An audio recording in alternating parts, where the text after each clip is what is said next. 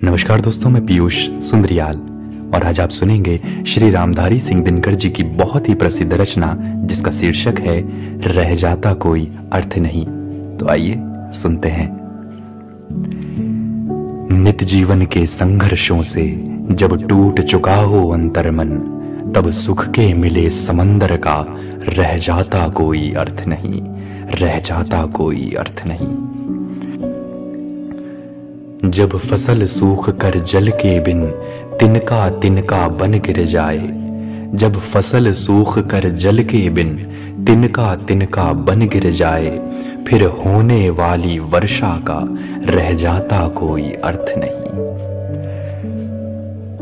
संबंध कोई भी हो लेकिन यदि दुख में साथ न दें अपना, संबंध कोई भी हो लेकिन यदि दुख में साथ न दें अपना, फिर सुख में उन संबंधों का रह जाता कोई अर्थ नहीं, फिर सुख में उन संबंधों का रह जाता कोई अर्थ नहीं।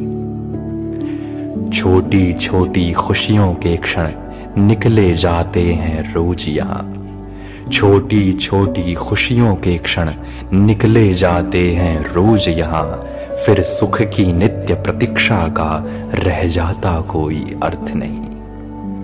मन कटुवाणी से आहत हो भीतर तक छलनी हो जाए, मन कटुवाणी से आहत हो भीतर तक छलनी हो जाए, फिर बाद कहे प्रिय वचनों का रह जाता कोई अर्थ नहीं, फिर बाद कहे प्रिय वचनों का रह जाता कोई अर्थ नहीं।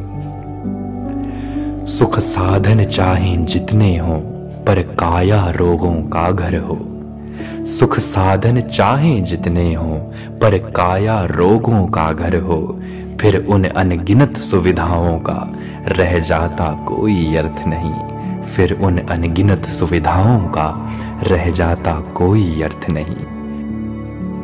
नित जीवन के संघर्षों से जब टूट चुका हो अंतर्मन, तब सुख के मिले समंदर का रह जाता कोई अर्थ नहीं, रह जाता कोई अर्थ नहीं। बहुत बहुत धन्यवाद।